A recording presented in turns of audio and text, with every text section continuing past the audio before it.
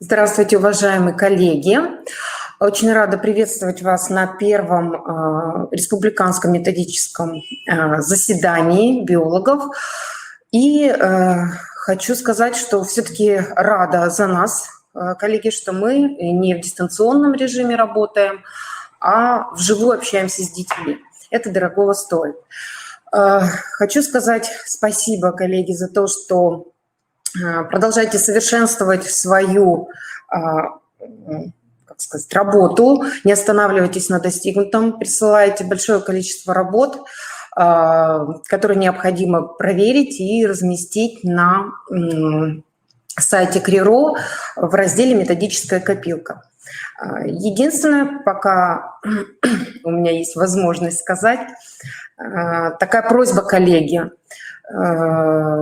Все мы люди занятые, все работаем в школьных заведениях, учебных заведениях, и нагрузка тоже у всех достаточно большая.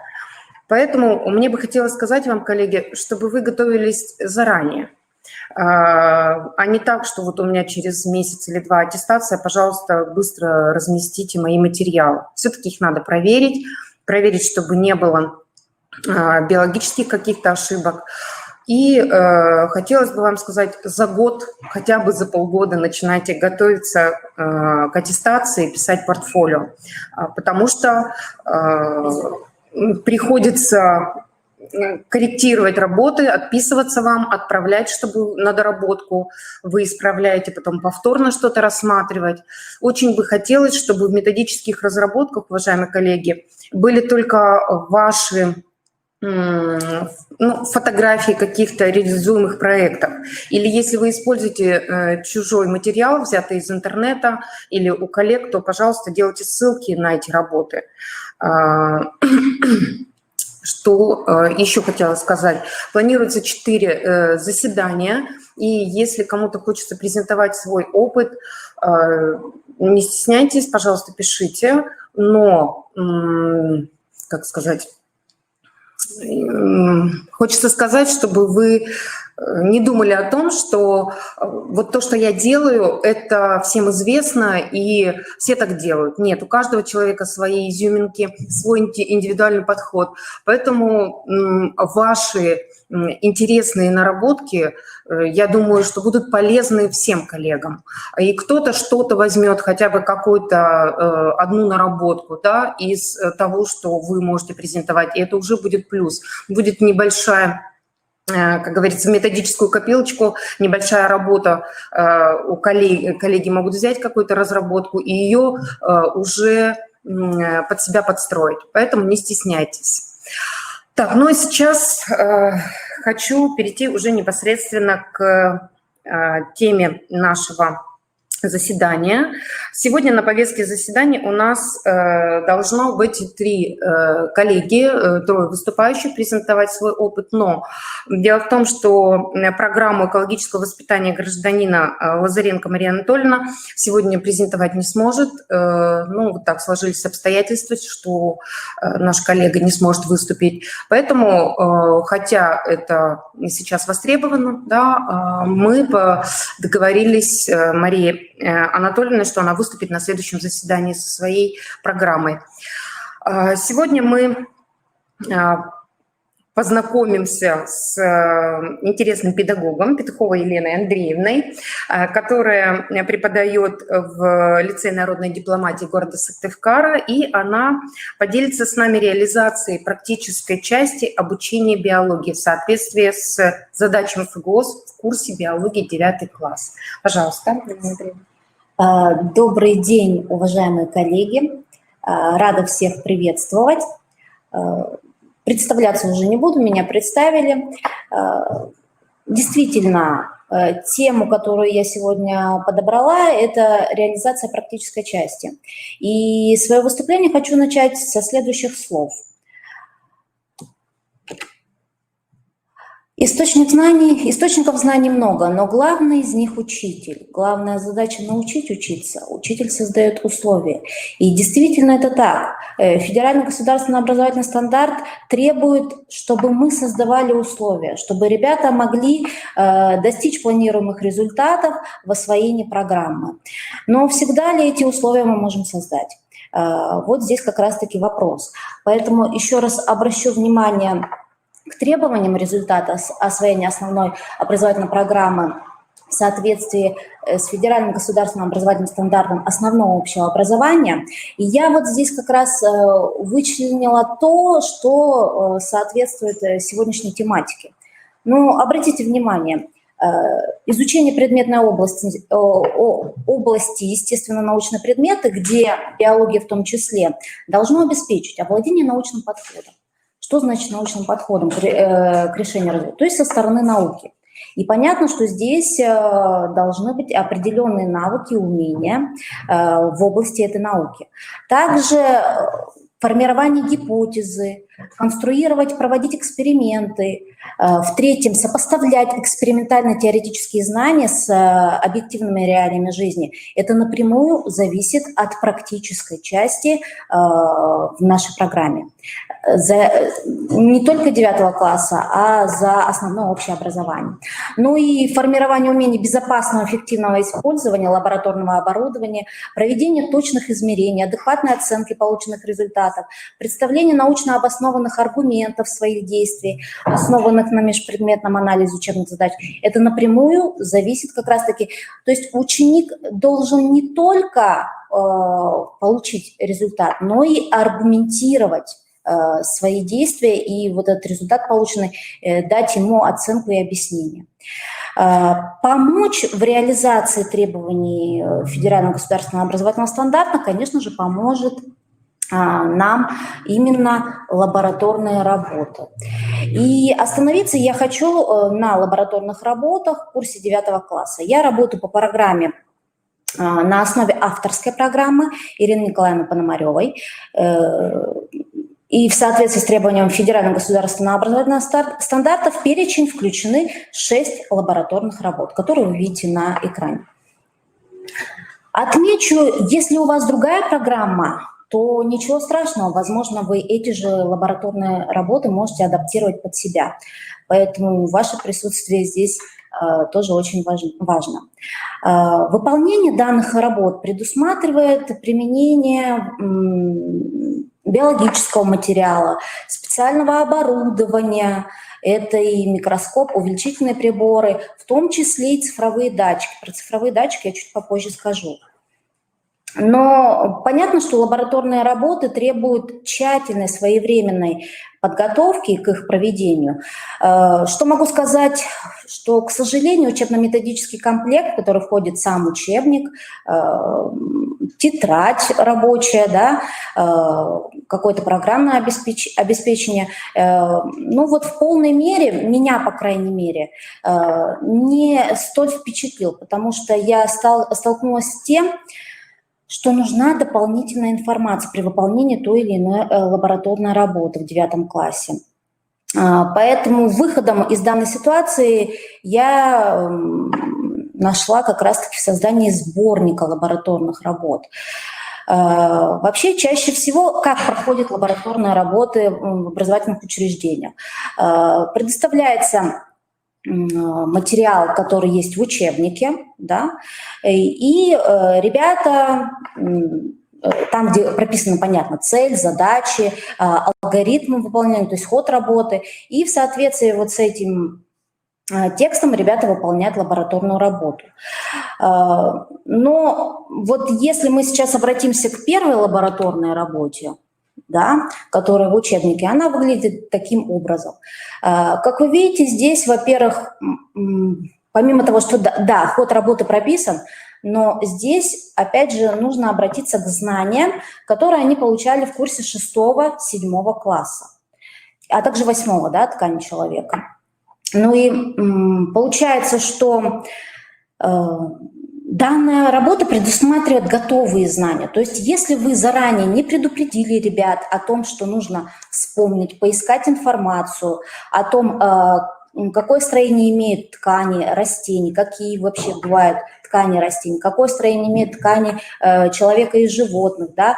Также там вторая часть подразумевает в себя вспомнить особенности строения одноклеточных организмов.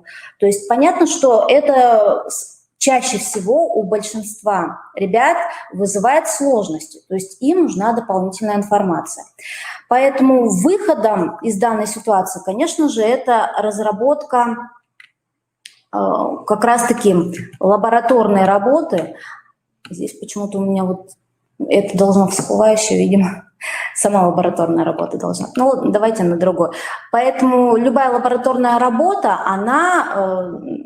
Понятно, что в себя включает уйму заполнения, во-первых, различных таблиц, да, как вы видите, на что отводится большое время. И это, опять же, сложности в том, что нужно вспомнить материал прошлых лет, да, поэтому здесь дополнительные иллюстрации. Понятно, что учитель может дать краткое вступление, да, для того, чтобы ребята вспомнили, или направить учебный процесс, чтобы они эту информацию нашли, если они забыли. Но опять же, это уходит время. Время драгоценное, которое у нас всегда так мало. Поэтому, как обычно бывает, ребята не успевают выполнить лабораторную работу, да, и что, просят взять ее на дом. Соответственно, если они взяли домой, то это все. Это, опять же, проблема с тем, что начинается списывание. Но я не говорю сейчас про всех, да, у всех ситуация разная. То есть, иными словами, театр одного актера. То есть самое ответственное сделают, остальные по аналогии. Поэтому такая ситуация с большей частью лабораторных работ. И если, ну, в данном случае это все минимизировать, то есть вот это все время, да, на поиск информации, на вычерчивание таблиц, помимо самого текста и алгоритма лабораторной работы, подразумевает еще заполнение рабочего листа, что тоже очень экономит время. Ну вот в данном случае это к первой работе. Вы видите рабочий лист к лабораторной работе номер 1, где... Ну, вот здесь тема, цель, оборудование. Я все-таки прошу, чтобы они записывали, потому что у некоторых есть письменная память, да, не просто переписал, да. А некоторые, кстати, цель сами выдвигают, даже не переписывают из учебника, что тоже очень достаточно важно. Ну и в последующем у них не затрачивается время на заполнение вот этих вот громадных таблиц, что опять же вот этот момент с экономией времени нам помогает. И еще один момент хочется отметить. Вот в связи с тем, что темп выполнения лабораторных работ у всех разный. Допустим, если это индивидуальная работа, ну вот чаще всего, вот, допустим, вот работа с делящимися клетками, да, то здесь ведь ученик по-разному подходит к этому. Кто-то медленно работает, кто-то быстро.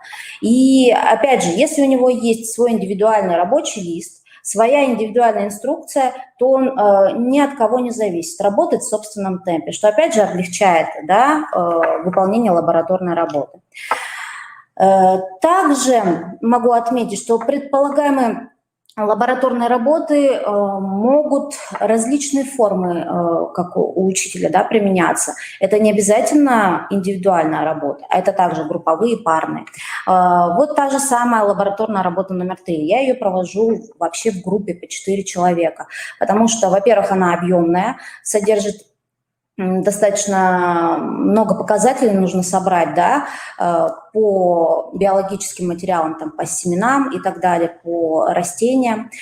И здесь мало того, что это позволяет ребятам коммуницировать, то есть они работают в группе, сообща. Вот эти элементы, опять же, можно проследить, как вам, учителям, понаблюдать, как они умеют совместно работать в группе. Также это и вам облегчает проверку ту же самую. Вот если у вас 28 человек в классе, да, а вы на группу раздаете один рабочий лист, ну, на 4 человека, если возьмем, то вместо 28 вы проверите всего 7 рабочих листов, что опять же экономит время вам как учителю. Вообще все предполагаемые программы лабораторной работы несложно в исполнении, если имеют четкий алгоритм выполнения действий. И учитель не затрачивает время на объяснение. Если это все прослеживается в самой лабораторной работе, то понятно, что это облегчает и ученику, и учителю освоение, в данном случае учеником, достижения определенных планируемых результатов. Еще немного времени хочу уделить одному аспекту. Вообще наука сейчас не стоит на месте. Образование тоже должно подстраиваться под тенденции современных технологий. Сейчас век информатизации, и ребята, конечно, должны владеть навыками работы с цифровым оборудованием, что в том числе и на уроках биологии. То есть я сейчас хочу рассказать про цифровые лаборатории по биологии, которые есть, можно использовать в курсе биологии не только 9 класса, а даже начиная с малышей. Здесь что из себя вообще представляет цифровая лаборатория, да? То есть, как вы видите на слайде, то есть это комплект из цифровых датчиков, таких как температура, влажности, pH и так далее, да, то есть в данном случае в этот комплект помимо цифровых датчиков входит методическое пособие, инструкция и программное обеспечение. Поэтому здесь важно отметить, что где мы на уроках, допустим, в 9 классе можем эти датчики применить? Да, пожалуйста, в той же работе лабораторной номер 3, где, соответственно, здесь выявление наследственных и ненаследственных, все правильно, выявление наследственных и ненаследственных признаков у растений разных видов. Ну вот здесь, посмотрите, мы знаем, что ненаследственные признаки зависят от условий окружающей среды. Так почему бы не добавить дополнительно сюда еще из одних показателей? Взять у грунта той же фиалки, да, я сейчас про задание 2 говорю, здесь у вас 2 фиалки. Чаще всего я контрастные даю, с большим количеством листьев и с малым количеством. И сравнить показатели, допустим, взять у них именно у грунта, да, температуру показатель, влажности, pH. И, по идее, эти показатели должны быть разные. И ребята вот эту вот, так скажем, связь должны проследить.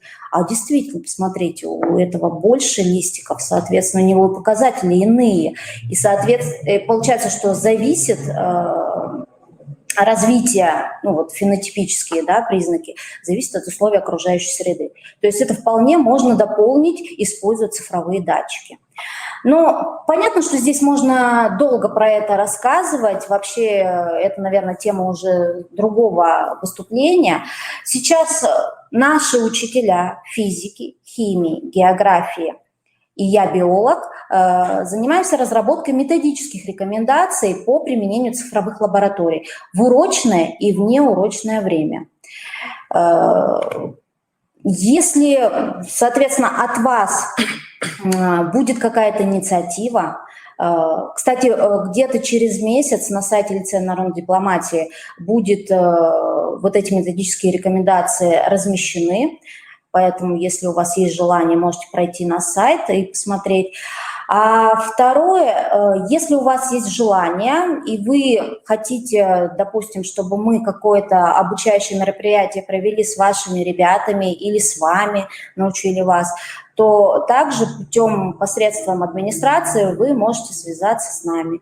Мы учителями приедем, покажем, научим, если от вас, как говорится, пойдет заявка. Ну а возвращаясь опять же к сборнику, да, который есть, мне привычнее сборник не вот таким талмудом ребятам выкладывать, а просто отдельными, как вы видите, файликами. Но файлики должны быть плотные, потому что там, допустим, если вода или еще какое-то такое, да, оно может повлиять на качество вот самих этих работ.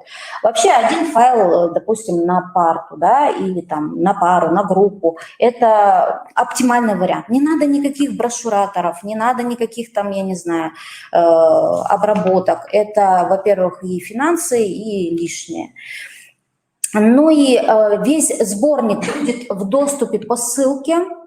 Мы сейчас с Варварой Петровной обсуждаем, что мы эту ссылку как будем размещать. Если соответственно с аннотацией, то, возможно, она будет на сайте КРИРУ, да? Методической копилки, да. Соответственно, мои выходные данные вы можете видеть. То есть это сайт Лицея народной дипломатии, там, где вы можете посмотреть, ознакомиться с цифровыми лабораториями. Моя личная страница ВКонтакте, почта и телефон для связи. То есть если что-то вам необходимо, пожалуйста, я готова буду ответить или передать какую-то информацию. В чат можно ли вот эти выходные данные? Да, сейчас в чат передадут.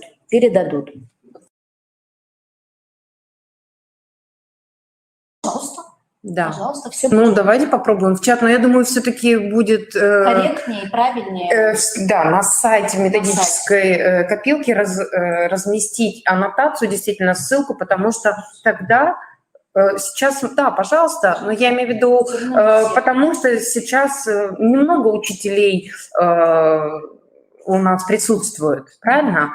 А так, получается, на сайте КРИРО в методической копилке будет в открытом доступе круглогодично, и любой педагог сможет в любое удобное время зайти посмотреть, что-то взять для себя, скомпилировать какую-то свою работу или что-то изменить и применять уже на своих уроках. Поэтому я думаю, что мы договоримся с вами о размещении этой ссылки с работами и действительно аннотацией краткой. И тогда любой учитель Республики Коми будет, как говорится, в любое время дня и ночи в доступе и может воспользоваться материалом. Всем спасибо огромное за внимание. Надеюсь, мое выступление для вас было полезным. Если есть вопросы, тоже можете в чате задавать, я еще пока здесь.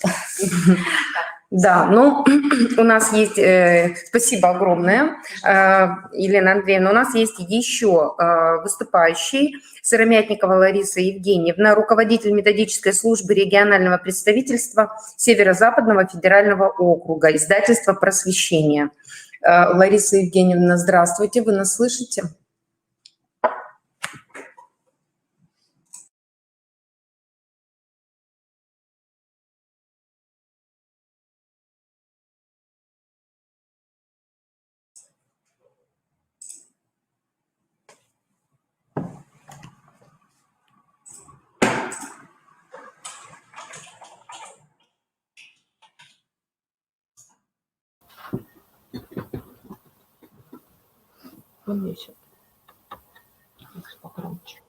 Добрый день, уважаемые коллеги. Я начинаю, да? Да, здравствуйте. Начинайте. Добрый день.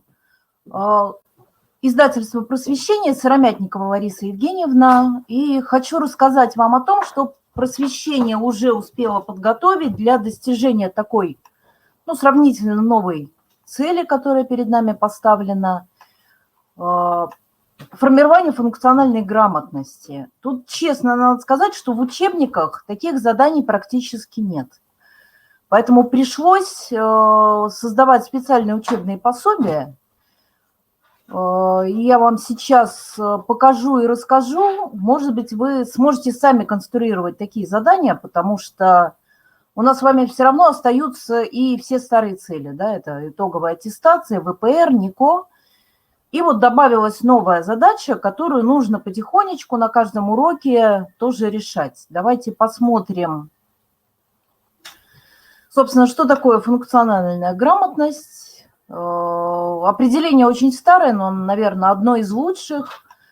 Функционально грамотный человек способен использовать знания, которые постоянно приобретает для решения жизненных задач. Главная проблема нашего советского образования, на самом деле, вот по этому рисунку видно, что у нас прекрасные академические знания, да, видно, что результаты исследования TIMSS говорят о том, что наши дети прекрасно знают и законы, и понятия, и определения. Тем не менее, И видно, да, вот эти результаты, они растут постоянно. А вот посмотрите на конец графика, и видно, что по исследованиям ПИЗа результаты, ну, скажем так, они немножко улучшились, если сравнивать с 2005 годом, но почему-то подупали по сравнению с 2015 годом. То есть применение знаний в жизни у нас и было ниже среднего международного уровня, и, в общем-то, немножечко подупало за последние 5 лет. При этом видно, да, что и Peerless, и Teams мы значительно выше среднего уровня. То есть, условно, да, мы уже в десятке. Именно поэтому стоит задача подтянуть функциональную грамотность, чтобы дети вот те самые прекрасные академические знания могли применять в реальной жизни. Давайте посмотрим. Функциональная грамотность, модель ПИЗа, что, собственно, исследуется. Вы, наверное, уже слышали, да, что следующая ПИЗа будет в 2022 году, должна была быть в 2021, но из-за известных событий перенесена на год. И в 2022 году у нас будет новое, ну, как говорят, направления, есть стандартные направления, они всегда есть. Это читательская грамотность, математическая грамотность, естественно-научная грамотность и есть, ну, скажем, вот это все под некоторым соусом. И вот появляется новое направление, это глобальные компетенции. Тоже немножко об этом поговорим, пару заданий посмотрим такого плана. Поскольку вас непосредственно касается такое направление, как естественно-научная грамотность, обратите внимание, это нас ждет с вами в 2025 году. И, наверное, это будут вот те самые предварительные результаты, которые будут оцениваться. Давайте посмотрим вот концептуальную основу измерительных материалов ПИЗа. Значит, задания формируются на стыке вот этих трех множеств. Да, вы видите, содержательная область, собственно, предметная область. И для нас с вами это, естественно, научные предметы. И вот обратите внимание, методология, вот она у нас, к сожалению, хромает. Значит, второе множество – это контексты ситуации. Вот она, реальная жизнь. Соответственно, мы решаем предметную задачу на примере из жизни. И компетентностная область, вот посмотрите, пожалуйста, здесь салатовым выделено то, что касается непосредственно учителя биологии. Это давать научное объяснение, применять естественно-научные методы, интерпретировать данные и делать выводы. Вот это те компетенции, которые понадобятся детям для выполнения задач на естественно-научную грамотность. И вот посмотрите, пожалуйста, какие контексты и ситуации будут для естественно-научной области. Здоровье, ресурсы, среда, связь науки и технологии. Теперь давайте посмотрим, вот зачем нужен контекст. Ну, даже во ВГОС, да, проговаривается, что ВГОС предполагает вот эти так называемые развивающие задания, поскольку они мотивируют ребенка и учат его переводить на предметный язык какие-то жизненные задачи, которые нужно решать. В противном случае это формализм знаний, наша проблема, которую, в общем-то, уже мы осознали. Дети много чего учат хорошо, но совершенно не понимают, как это применять. Да, вот нам надо сейчас преодолеть эту проблему, формализм знаний. Контексты для учителя биологии. Да, это здоровье, ресурсы, окружающая среда, опасность. Давайте посмотрим, какие особенности у заданий наподобие ПИЗа. Комплексность. То есть ребенок читает текст, сложный составной текст. Там могут быть интерактивные ссылки, могут быть ссылки на интернет-ресурсы. Это может быть статья из газеты, плюс научный текст, плюс, предположим, рекламный буклет. И ребенок должен проанализировать информацию вот в таких разных источниках, верифицировать эту информацию и использовать ее для тех заданий, которые будут далее. Проблемность, да, в любом случае нужно решать как конкретную жизненную проблему. Неопределенность. Если в наших учебниках, как правило, задача без избыточных данных, и всегда есть подсказка, как именно решать, вот она наша, да, алгоритмизированность и формализованность, то в ПИЗе не будет такой определенности. Ребенок должен быть способен сам выбрать лучший из вариантов решения, да, то есть их по-любому должно быть несколько. Соответственно, он сам должен в состоянии оценить предложенные решения. Как этого добиться? Значит, очень важно помогать ребенку осознавать изучаемый материал, чтобы все-таки он каждый раз держал в уме, когда и в какой ситуации ему может это пригодиться. То есть нужно перевести знания из пассивных в активные. И вот они, интеграция и перенос. То есть всегда нужно переходить на уровень действий. Как можно помогать детям осознавать новый материал? Да? Это могут быть задания на уровне «приведи пример из жизни» или поработай с терминами из, допустим, 3 разных предметов. Очень хорошо здесь работают парадоксы и дискуссии. Да? Работа в группах считается одним из самых эффективных методов. Значит, второй, да, вариант, как переводить знания из пассивных в активные. Значит, ставим какую-то жизненную задачку, и ребенок должен перевести с обыденного языка на язык предмета, может быть, 2-3 предметов. То есть вот эта межпредметность в ПИЗе, она очень ярко выражена. Повторюсь, да, значит, ребенок сам должен принять осознанное решение и сделать выбор. То есть в ПИЗе очень часто бывает, что нет одного правильного ответа. Ребенок должен сделать сам выбор и обосновать его, почему именно такое решение он принимает. Ну и, конечно же, поисковая деятельность – это очень эффективный метод. И мы сейчас с вами посмотрим на примере разных заданий, что, собственно, вы можете использовать. Те задания, которые я сейчас вам покажу, вы можете использовать. Они уже опубликованы в наших книжках. Это серия «Функциональная грамотность. Учимся для жизни». Вы видите, уже вышли математическая грамотность, читательская грамотность, естественно-научная грамотность. И я прошу вас обратить внимание на глобальные компетенции, потому что, ну, во-первых, потому что в 2022 году именно это направление будет добавлено.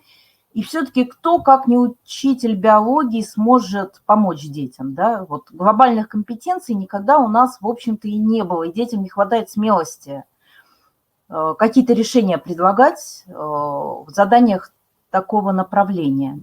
Сейчас мы посмотрим, что это такое. Креативное мышление. Тоже у нас уже вышли пособия.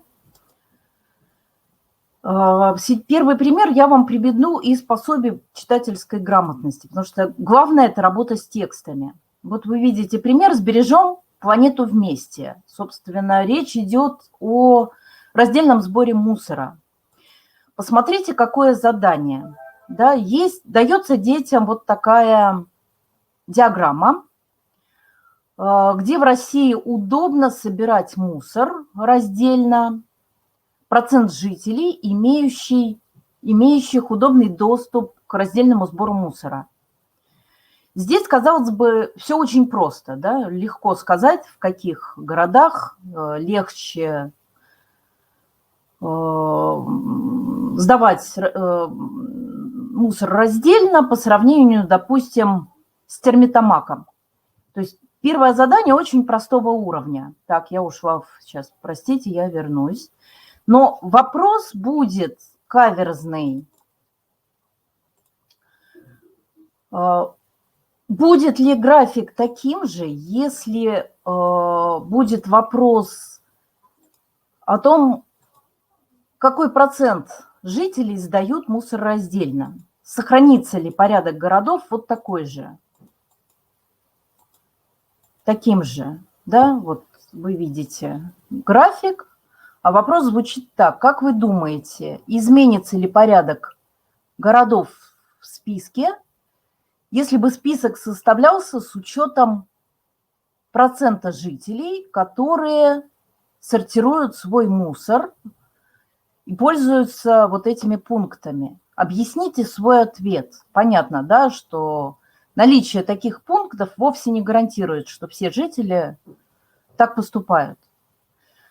Здесь есть и научные тексты, и потом ребенок должен выделить в прочитанных текстах, будь то статейки газетные или научные тексты, ответить на вопрос. Вот дается 3 утверждения, и нужно выбрать, какое из них действительно отвечает на вопрос, касающийся вредности пластика для экологии планеты. То есть нужно вдумчиво прочитать текст, вспомнить все, что ребенок прочитал до этого, и выбрать правильное утверждение. Есть еще такая запутка, что говорится, выберите все правильные ответы. А правильный ответ здесь, например, только один. Ну, давайте перейдем к естественно-научной грамотности. И первые задания у нас с вами будут 1 и 2 уровня сложности. Обратите внимание, да, казалось бы, вот все, что есть в заданиях ПИЗа, оно у нас и так прописано в требованиях в ГОС к результатам образования. Тем не менее, есть серьезные дефициты, вот они. Детям очень сложно осваивать тексты научного содержания. Они плохо понимают роль науки и техники в развитии общества. Есть проблемы с применением базовых знаний в различных жизненных ситуациях для объяснения природных явлений. Ну и уже говорила, есть проблемы в понимании методологии. То есть выбрать именно научный, естественно-научный метод ребенку бывает сложно. Давайте посмотрим вот совсем простое задание, как говорится, чисто для разминки. Вы посадили дома на подоконнике лук, но не знаете, каким количеством воды его поливать, чтобы он лучше рос. Спланируйте исследование, которое даст вам ответ на этот вопрос. Казалось бы, просто, но у детей вызывает затруднения. Вот другой пример, да, на самом деле не требует, казалось бы, каких-то серьезных научных знаний. Тут даже обращение к опыту ребенка. Значит, ребенок должен посмотреть на позы собаки и соотнести эти позы с описанием состояния собаки в таблице. Если ребенок очень внимательно читал текст, он, в принципе, это сделает без труда. Но текст надо прочитать вот от и до, да, в этом, так сказать, секрет. Многие дети сейчас привыкли читать наискосок. Вот наискосок, наверное, будет недостаточно. Но дальше интересное задание. Нужно встать на место брата и объяснить младшему брату, почему собака приняла угрожающий вид. Да, ведь домашние собаки у нас охотно играют, это любимая игра с палкой, с хозяином. А вот дворовые собаки не воспринимают палку как игру. Для них это угроза. И вот должен мальчик постарше объяснить мальчику помладше, соответственно, это ребенок, который выполняет это задание, почему с уличными собаками нельзя играть с палкой. Дальше идут задания на понимание особенностей исследования и оценка возможностей метода. Вы видите, да, задание. Отметьте в списке ниже те вопросы о жизни бездомных собак, на которые ученые могут ответить в результате своих наблюдений. Где и как собаки добывают пищу, какие отношения между собаками выстраиваются внутри стаи, нравится ли собакам их бездомная жизнь, где собаки находят убежище в зимние холода, что думают жители города о проблеме бездомных собак. Вы видите, вопросы очень простые, но это и есть 1 и 2 уровень сложности. Тем не менее, дети с трудом определяют, что именно может быть результатом наблюдения. Ну, такое же, в общем-то, задание про дятлов. Из списка утверждений нужно выбрать все-таки, что могло быть результатом научного исследования. Утверждений много, ребенок должен внимательно все прочитать и обвести только те задания, те предложения, которые действительно могут быть подтверждены в научном исследовании. Теперь давайте выйдем на более высокий уровень, хотя это тоже, наверное, средний. Там последнее только задание будет уже 6-го уровня. Задание очень нравится учителям и детям. Может быть, попробуйте просто, как это работает. Значит, у брата и сестры живет кот. И я знаю, все учителя сразу вспоминают, что да, действительно, коты никогда не любят доедать старый корм. Они вот требуют прямо, чтобы подсыпали новый.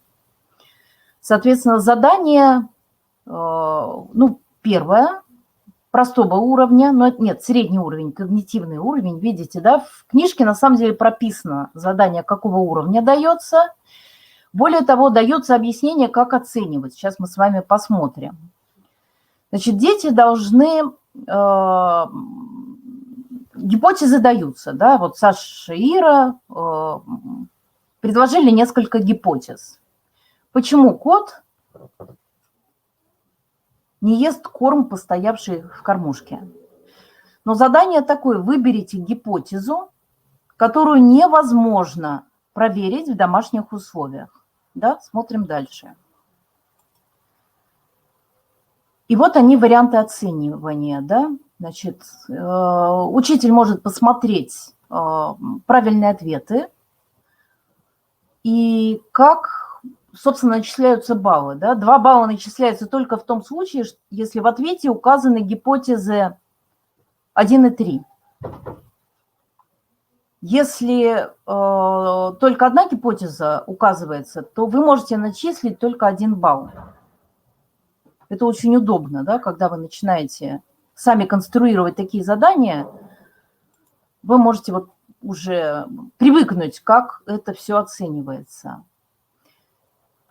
Далее, значит, дети выбирают утверждения, которые являются действительным аргументом для того, чтобы не рассматривать первую гипотезу как достойную. Да, тут низкий когнитивный уровень, это довольно простое задание. И опять же вы видите, да, что 2 балла вы начисляете только в том случае, если ребенок выбрал утверждение 1, 3, 4. Соответственно, если только 2 из 3 правильных, вы можете начислить только 1 балл.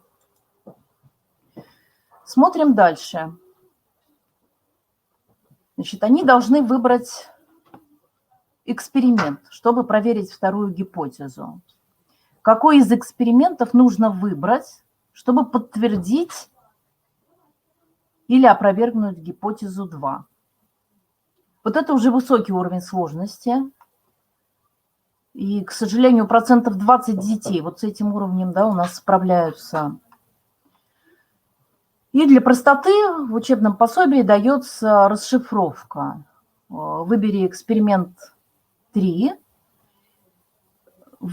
и должно быть написано слово «подтвердить». То есть тут все-таки нужно очень внимательно следить за тем, как пишется ответ. Еще одно задание про ученого Присли, который заметил, что в сосуде через 10 дней листики мяты были зеленые. Более того, оказалось, что листики улучшили воздух в сосуде, в котором до этого что-то сгорело. Да? Казалось бы, там должен был быть испорченный воздух. Позднее другой ученый повторил этот эксперимент. Более того, он обнаружил, что да, действительно, растения улучшают воздух, могут его очищать, только в случае, если находятся под солнечными лучами. Давайте посмотрим, какие ребенок получает тут задания. Какой научный вопрос решал Присли в своем эксперименте? Простой вопрос, но надо подумать, да, мы все-таки, наверное, на уроках этим не занимаемся. Какой научный вопрос решил Присли в своем эксперименте? Вот варианты оценивания, да, 1 балл. Если ребенок говорит правильно, как поврежденный воздух влияет на живые растения. Вот, собственно, предлагается модель исследования. Ребенок должен выбрать, какой из 2 вариантов, что с чем нужно сравнить, чтобы убедиться в том, что Ингенбаум правильно, Ингенхаус, простите,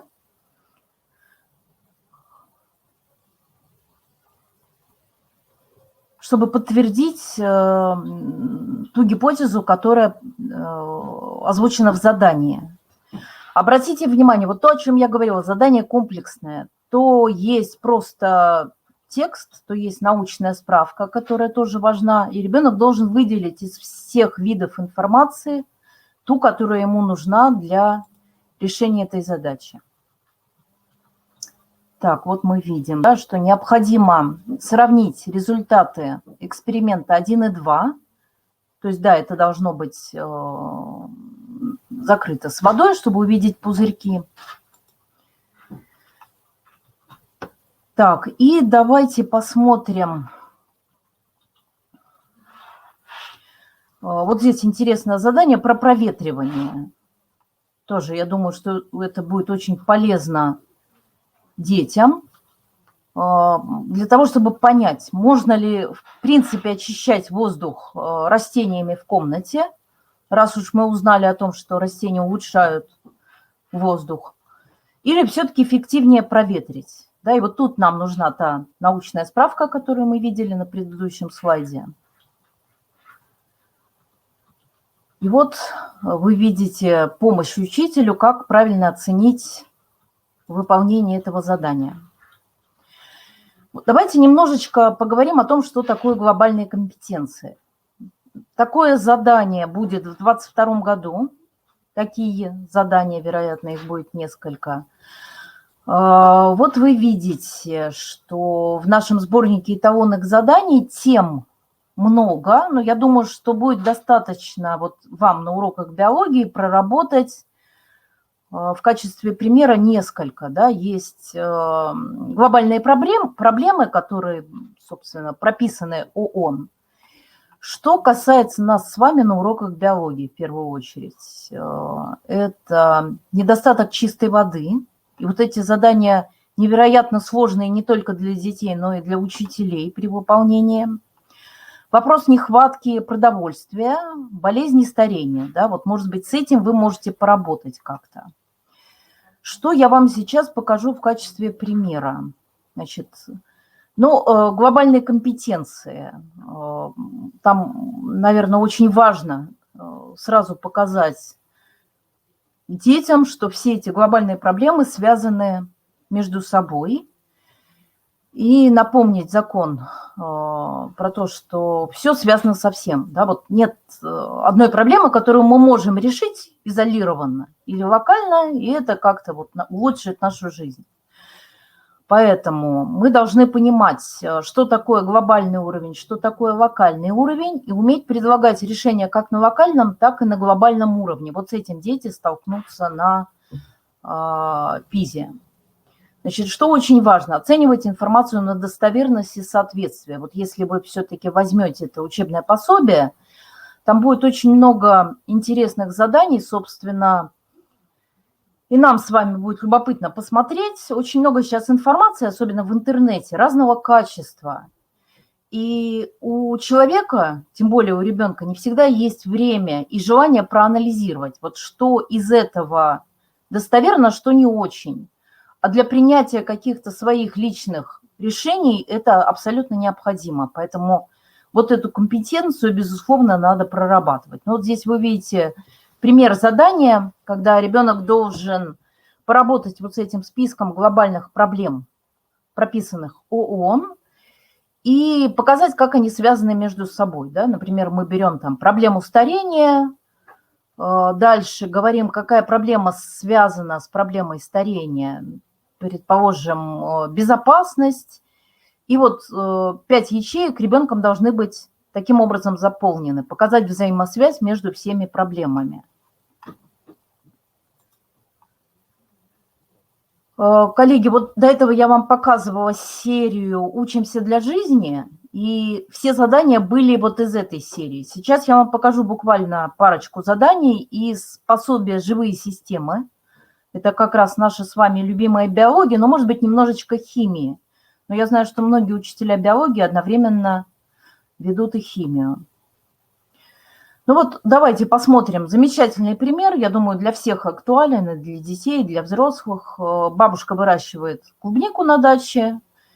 Ну, что-то ягод не хватает для всех внуков. И вот бабушка решила увеличить количество урожая.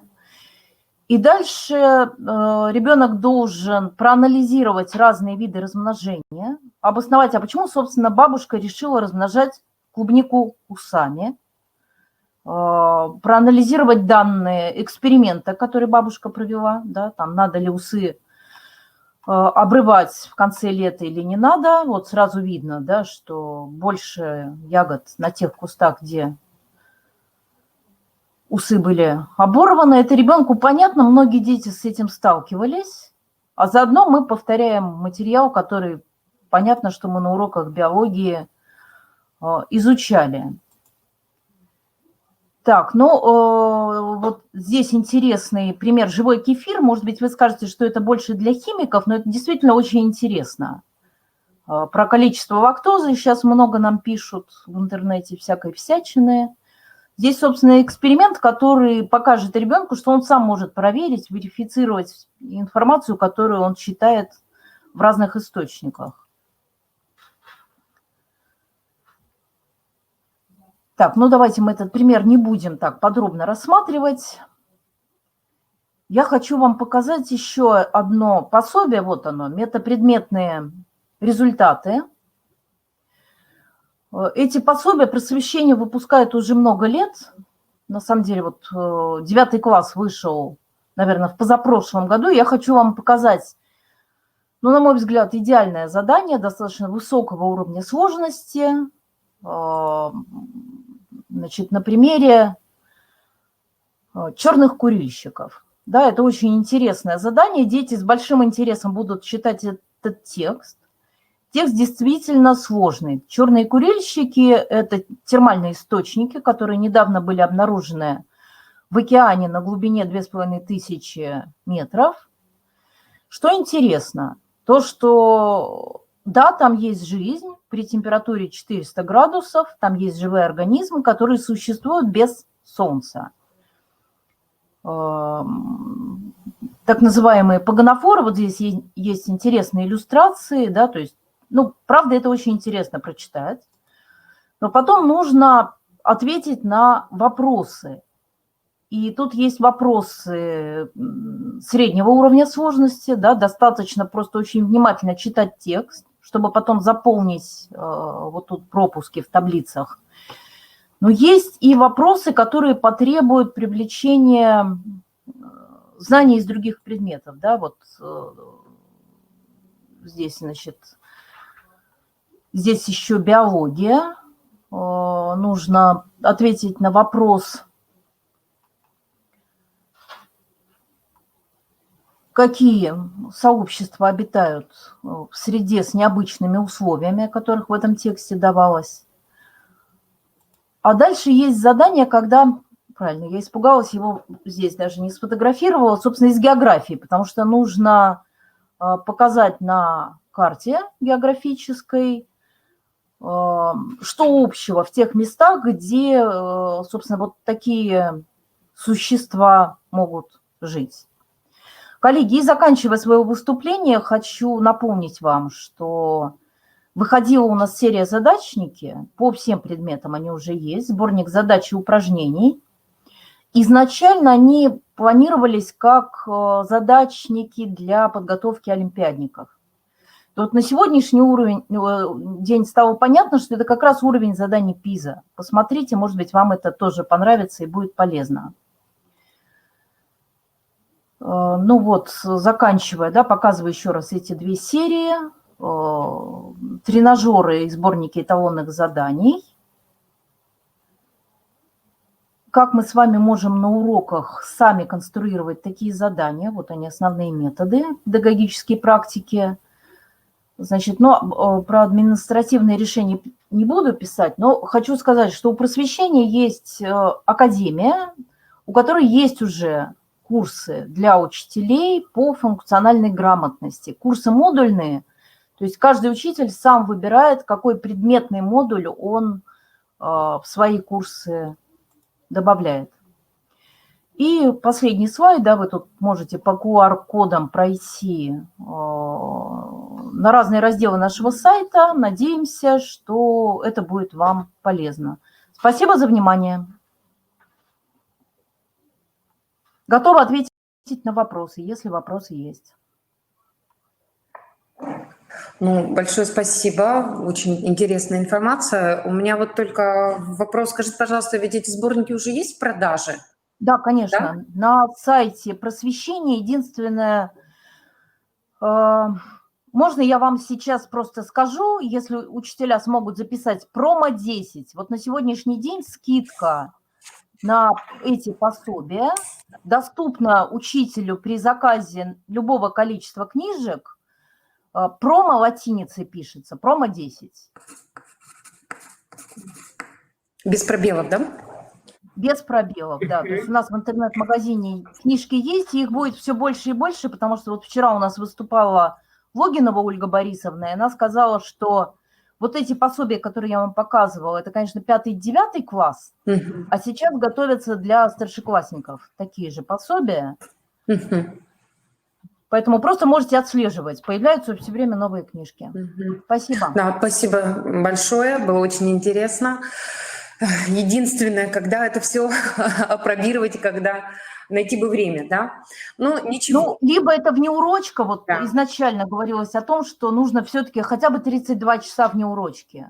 Ну, либо учитель сам конструирует вот задание, исходя из того, какое у него сегодня домашнее задание. В принципе, это возможно. Ну да, да, согласна с вами. Спасибо большое, очень познавательная была информация. Ну что ж, уважаемые учителя, я думаю, что мы еще встретимся не раз в этом учебном году. Спасибо большое за внимание. До свидания. До свидания.